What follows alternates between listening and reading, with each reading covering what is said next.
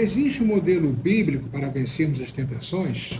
Olá, sou o pastor Gesiel, pastor G. Seja bem-vindo a esse canal, cujo propósito é difundir a palavra de Deus. Nós estamos no último episódio sobre a tentação de Cristo, o modelo que ele nos deixou. Inclusive, se você ainda não assistiu, dê uma pausazinha e clique no link que está aí para que você assista as postagens anteriores e assim você entenda melhor essa última postagem.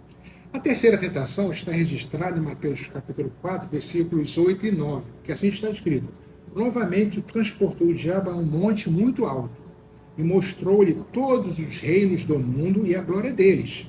E disse-lhe: tudo isto te darei se prostrado me adorares. Então disse-lhe Jesus: vai de Satanás, porque está escrito: ao Senhor teu Deus adorarás e só a ele servirás. Essa terceira tentação, o diabo mudou estratégia. Porque nas duas iniciais, ele estava tentando Jesus como filho de Deus. Se tu és o filho de Deus, se tu és o filho de Deus, ele queria que Jesus usasse seu poder divino, porque aí Jesus iria falhar. E nós não teríamos hoje um modelo. O que a gente falaria? Não, Jesus usou o poder divino dele. Até eu, como filho de Deus, venceria. Mas não, Jesus, ele não aceitou, ele venceu, e venceu a tentação como homem, como filho do homem. Ele mudou aqui a estratégia, notaram? Ele não falou se tu és o filho de Deus. O diabo aqui queria fazer um acordo com Jesus. Essa tentação hoje, a gente vê toda hora. São em troca de fama, em troca de glória. Se nós formos para redes sociais, em troca de seguidores. Tem cristão abrindo mão da sua vida espiritual e entrando em acordo com o sistema, entrando em acordo com o mundo. Mas Jesus aqui não entrou em acordo, porque igual o diabo falou, tudo isso te darei se prostrado. O diabo viu que como filho de Deus, ele não ia vencer. Claro que ele não ia vencer. Mas mesmo assim, ele ainda jogou a última cartada. Vamos ver se como filho do homem, como ser humano, ele vai ceder.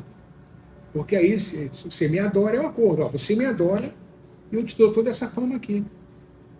E aí Jesus falou: vai de Satanás, porque está escrito: ao Senhor teu Deus adorarás, só a ele servirás.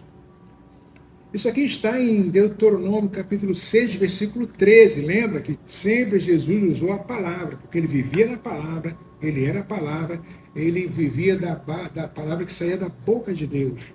Está escrito: o Senhor teu Deus temerás, e a ele servirás, e pelo seu nome jurarás. Jesus usou a palavra para vencer essa última tentação. E conforme já comentamos, hoje em dia essa tentação está bem em voga. Por quê? É o que mais a gente vê. Gente, para angariar fama, para angariar prestígio e até mesmo dinheiro, fazendo acordo com o diabo. E aí o diabo dá mesmo. Os reinos são dele. A Bíblia registra que o mundo jaz no maligno. É claro que Deus controla tudo. Deus é o ser soberano. Dentro do limite que Deus lhe dá, o diabo comanda o mundo, comanda o sistema. É só você observar o noticiário. Você vê, por exemplo, que o sistema médico também faz aborto. E nós poderíamos citar vários outros sistemas que o diabo usa para prejudicar a raça humana. Usa em rebelião contra Deus. Por quê? Porque os reinos são dele, os reinos deste mundo. E a tentação visava isso, que Cristo deixasse a sua missão espiritual de morrer na cruz do Calvário e adotasse esse procedimento de ser famoso. Até porque os judeus esperavam um Messias político. Um Messias que o libertasse do jugo romano, do Império Romano. Mas Jesus não veio com essa missão. A missão dele era muito mais superior, bastante, não é nem para comparar. A missão dele não era livrar, na parte política, o povo judeu. A missão dele era livrar do poder de Satanás a humanidade. Não dá nem para comparar. O diabo, sabendo disso, queria que Jesus cedesse e aceitasse a glória do mundo, aceitasse os reinos do mundo, aceitasse a fama, e aí ele entraria em acordo com o diabo. Portanto, nessa última tentação, grande ensinamento para a gente, continuarmos usando a palavra de Deus como Jesus usou, e não entrarmos em acordo com o mundo.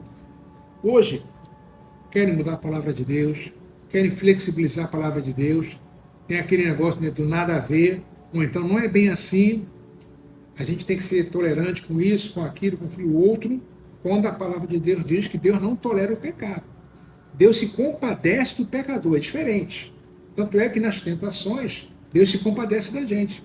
Porque Jesus Cristo venceu como homem, está escrito lá em Hebreus 4, que ele é um sumo sacerdote que foi tentado em tudo, mas sem pecado. E por isso ele se compadece da gente. Ele sabe o sufoco, vamos dizer assim, que nós passamos ao sermos tentados. Por isso que ele nos socorre. Por isso que a gente ora, Deus nos socorre. Deus manda os seus anjos, manda o seu reforço espiritual. O Espírito Santo está sempre nos envolvendo, sempre nos aquecendo, sempre nos fortalecendo e sempre nos lembrando da palavra dele. Agora, para tanto, eu tenho que estar na palavra, eu tenho que estar vivendo a palavra. Nós podemos ainda continuar fechando esse assunto, dizendo aqui no versículo 11: então o diabo o deixou, e eis que chegaram os anjos e o serviam. Mas em Lucas tem uma coisa interessante, tá? O mesmo registro dizendo assim: e acabando o diabo toda a tentação, ausentou-se dele por algum tempo. Olha só. Significando que a tentação iria continuar. Isso acontece conosco. A gente não é tentado só uma vez. Jesus não foi só tentado aqui. Nesses 40 dias ele foi bem tentado, né? 40 dias continuamente. Mas a tentação continuou. E o mesmo acontece conosco. Não é porque a gente vence a tentação que a gente deixa, né? Você não pode relaxar. A gente não pode desguarnecer. Por isso que Cristo falou: vigiai e orai. A carne, o espírito está pronto, mas a carne é fraca. Você venceu a tentação, continue firme, continue vigilante. Conforme a palavra de Deus diz, não é para a gente se estribar no nosso próprio conhecimento, na nossa própria confiança. Não. Eu tenho que me estribar, eu tenho que me apoiar sobre Deus, tenho que me apoiar na palavra, tenho que me apoiar em Cristo, no Espírito Santo. E ainda no versículo 14 de Lucas diz que então, pela virtude do Espírito, voltou Jesus para a Galileia. Olha que interessante. Lá em Mateus, logo no início, dizia que Jesus, pelo Espírito, estando cheio do Espírito Santo, foi impelido para o deserto, foi conduzido para o deserto. E agora, no final, ele continuava cheio do Espírito Santo, porque está registrado, pela virtude do Espírito, ele voltou agora para a Galileia. Ele estava no Jordão, o Espírito o levou ao deserto, ele foi, que estava cheio do Espírito Santo, era obediente, foi obediente, e terminou a tentação, o mesmo Espírito o levou para onde ele tinha que ir. Olha que coisa. Quando nós somos conduzidos pelo Espírito Santo, podemos ser levados para locais não tão agradáveis, mas a vitória vem, e esse mesmo Espírito nos leva agora para locais agradáveis. Mas tudo debaixo da orientação, tudo debaixo da condução do Espírito Santo. E para finalizar esse tema, nós podemos fazer uma síntese de todos os ensinamentos, todos não, alguns, né, porque são inúmeros. Mas, por exemplo, grandes ensinamentos desse episódio da tentação de Cristo, que ele venceu. Primeiro, ser cheio do Espírito Santo. Ser cheio do Espírito Santo implica em viver em obediência. Só vence a tentação quem é cheio do Espírito Santo. Pela nossa força humana, nós não conseguimos. Tem que ser cheio do Espírito Santo. Mas o ser cheio do Espírito Santo é viver em obediência a Deus. Muita gente confunde o ser cheio do Espírito Santo com o emocional. Você pode ser cheio do Espírito Santo e ficar quietinho no teu canto, mas quando a tentação vem, você vai vencer, porque você está cheio do Espírito Santo. Você evidencia o estar cheio do Espírito Santo quando você vive uma vida de obediência a Deus. Então, primeiro ensinamento: seja cheio do Espírito Santo e viva em obediência a Deus. Aí você vencerá as tentações. É um modelo bíblico. O segundo, usar a palavra sempre. Mas para usar a palavra, eu tenho que estar vivendo a palavra. Eu tenho que estar meditando na palavra. Eu tenho que ser amigo da palavra de Deus. A palavra de Deus tem que estar em mim, para que quando a tentação aparecer, essa palavra flua. Conforme está escrito, flua da boca de Deus para o meu coração. E aí eu consigo usar a palavra para vencer a tentação.